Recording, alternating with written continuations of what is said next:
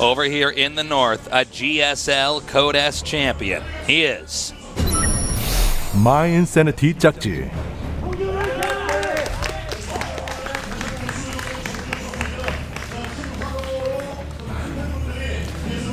And his opponent, the champion of the Star League Season 2.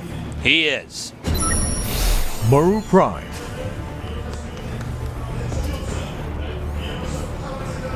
We were talking about this before we started about 25 minutes ago from now. We were just backstage and we could not believe how little Maru is in person. Yeah, obviously he's a very little kid young. still. Yeah. But you sometimes tend to forget it when you're just watching his play style, or you just get a. Well, he's a giant on the battlefield of StarCraft 2. He is. By the way, we have a quick gas here for Maru. From both players, in fact.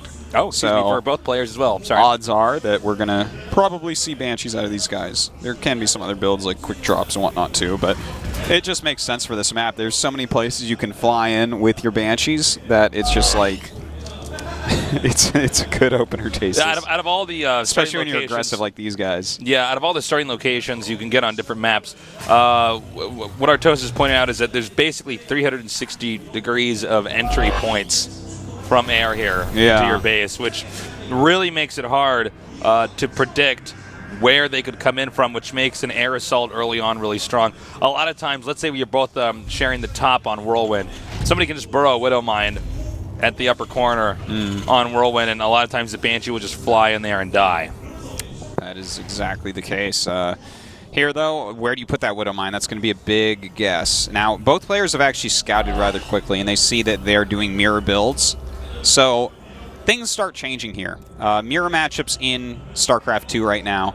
Anything you scout normally is going to change a little bit. There's a lot of mind games involved where you try to trick each other out. Yeah, very true. Especially important with these two players. Now, here's a question. Maru does cheese. Well, this is a statement followed by a question. Maru does cheese a good amount in TVT. How many games do you think he might cheese here? Ooh, because I think there's so a possibility that you're talking like all-ins. Yeah, all-ins. Yeah. You know what? I think that if he planned this series perfectly, all-ins aren't the way to go against JOGUNSHOP. I agree. I think that JOGUNSHOP has really great control in the early game, and JOGUNSHOP is someone that doesn't want to go late game against Maru. So Maru should still play an aggressive style probably because he's best at that, but do it into command centers and stuff, you know, like be able to have your units, micro around with them, mix it up a little bit, but I don't want to see any all-ins out of Maru if he's going to win this. I actually agree. I don't think we're going to have all-ins from him. But you never know. We might have to see how the first game or two go here. Sometimes if somebody's up 2-0 or down 0-2, we start to see pretty different strategies being used. Well, right now we have Cloak Banshee on the way for Maru, whereas JOGUNSHOP looks like he's going for a 2 Widow Mine with 6 Marines and a Medevac.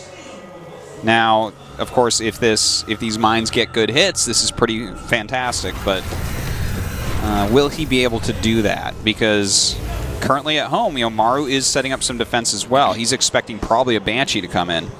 The Medevac's been boosted over there, and he's going to make a beeline to the base because there's nothing for Maru occupying the Xel'Naga Watchtower.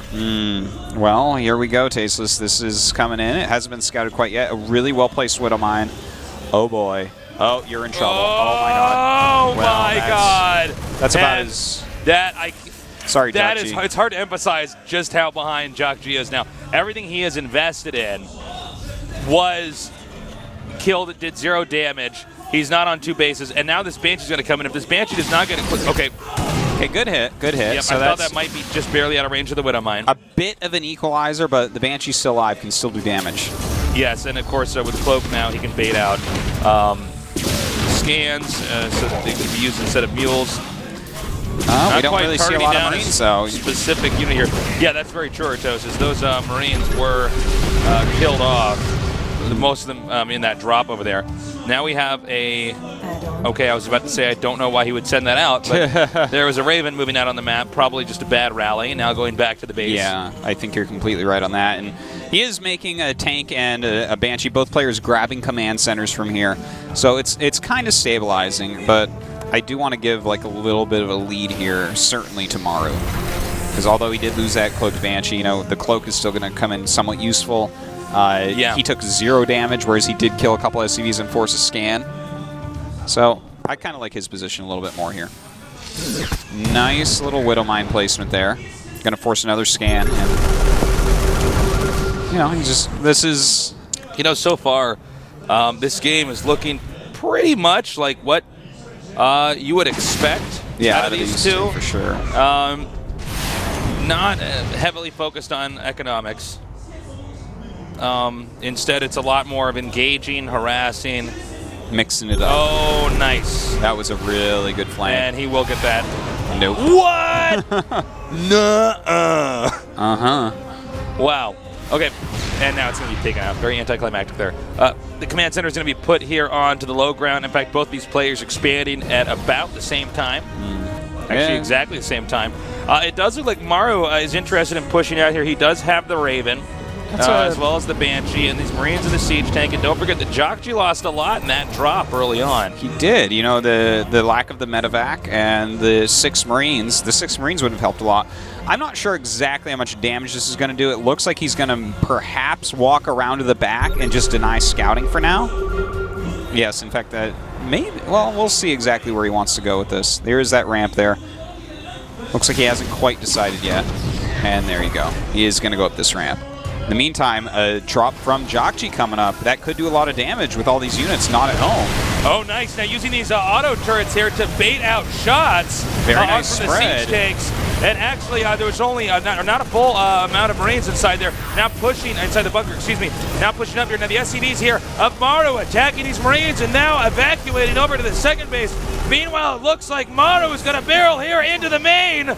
Oh my god, Maru going right up that ramp. In the meantime, Jokji has killed off a lot of SCVs over here. Not quite as many as his opponent. And it looks the medevac goes down! Oh my god, really big move there. And the SCV's coming out now. Jokji in trouble once again. I think Maru wins. He's lost too many. There's down to 7 SCVs. Shoots down the Banshee too. Or the Viking too, excuse me. Yeah, that should be it. Expect GG here. Yeah, short and sweet, but that's what you're going to get with players like Maru and Jokji.